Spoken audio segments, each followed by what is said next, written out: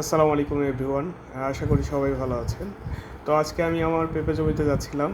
যাওয়ার সময় বড়াল নদী পড়ে। নদীর উপরে একটা ব্রিজ আছে। তো ওখানে দেখলাম যে নতুন পানি আসতেছে, এগুলো বন্যার পানি। আর ওখানে কিছু ছেলেরা খেলাধুলা করতেছে। তো দেখে মনে হলো যে একটু ভিডিও করে নিই, আপনাদের হয়তো ভালো লাগবে। তো ছেলেরা খেলাধুলা করতেছে, তার পাশে পাট জাগ দেওয়া হচ্ছে। কৃষকেরা পাট জাগ দিচ্ছে। এটা পাট জাগ দেওয়ার সময়। আর এই সময়টাই বন্যা আসে, যেটা সবার জন্য অনেক সুবিধা হয়। পাট জাগ দেওয়ার জন্য আসলে অনেক পানির প্রয়োজন হয়। আর যদি পানি না আসে তাহলে এই পাটের কৃষক যারা আছে তারা খুব অসুবিধার ভেতর পড়ে যায়।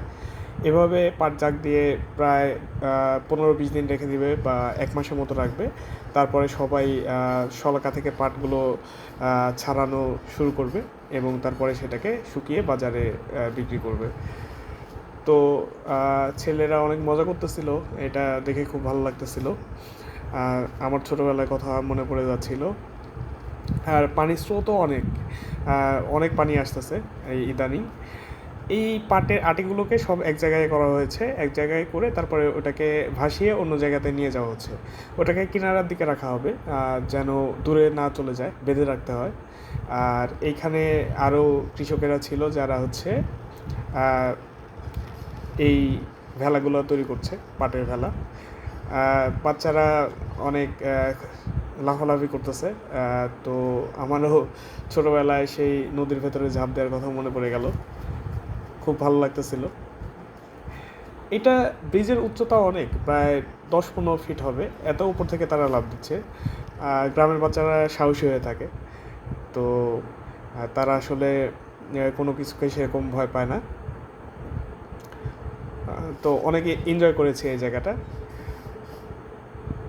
কথা না বাড়িয়ে আজকের মূল টপিকে আমরা ফিরে আসি। আমি আজকে আসলে আপনাদেরকে একটা প্র্যাকটিক্যাল পেঁপে বাগান দেখাতে চাচ্ছিলাম, যে আসলে পেঁপে গাছ বড় হওয়ার পরে, পেঁপে হওয়ার পরে কেমন হয়।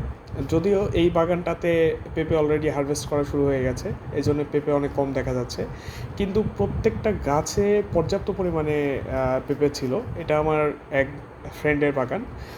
তো এই বাগানটা যখন থেকে শুরু হয় তখন থেকে আমি ওর সাথে ছিলাম। আমি সবসময় সব স্টেপগুলো দেখেছি, আসলে কিভাবে জমি প্রস্তুত করতে হয়, কিভাবে চারা রোপণ করতে হয়, কোথায় থেকে চারা আনা হয়, এবং কিভাবে আরও সব পরিচর্যা করতে হয়। পেঁপে গাছটা অনেক সেন্সিটিভ একটা গাছ, যে গাছটাতে অনেক যত্ন নিতে হয়। এটা একটা পুরুষ গাছ ছিল, যে পুরুষ গাছটাতে ফল এসেছে।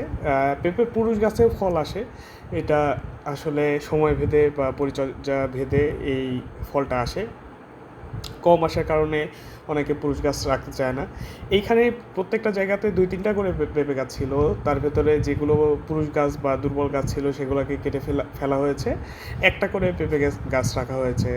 পেঁপে গাছ অনেকগুলো রাখলে অনেক অসুবিধা হয়, যেরকম ফলের সাইজটা ছোট হয়ে যায়, বা প্রত্যেকটা পেঁপে গাছে একটা করে বাঁশ দিতে হয়, যেটা একটা বাড়তি খরচ হয়ে যায়।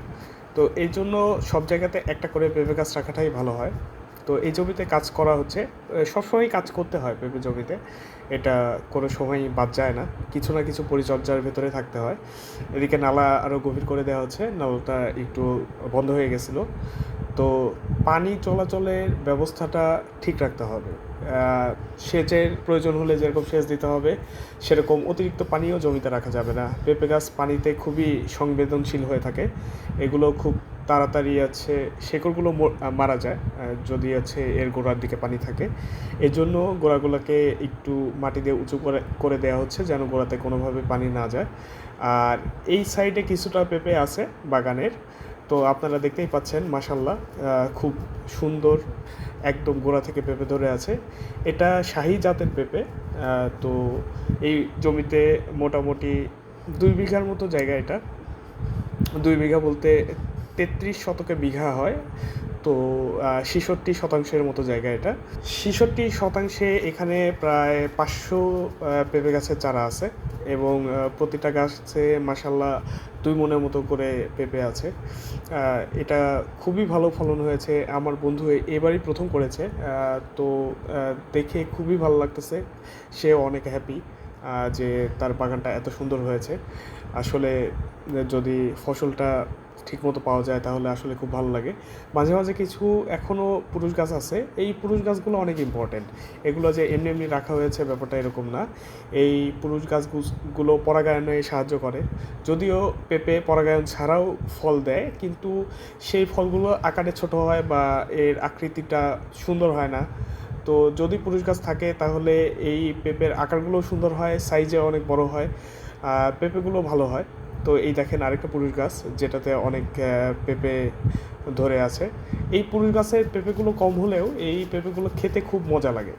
তো বাড়িতে খাওয়ার জন্য এই পেঁপেগুলো খুব ভালো, পুরুষ গাছের পেঁপে। তো এই ছিল আমার আজকের ভিডিও। পরবর্তীতে আমার জমির আরও কার্যক্রম নিয়ে আপনাদের সামনে আসবো। সে পর্যন্ত সবাই ভালো থাকবেন। আল্লাহ হাফেজ।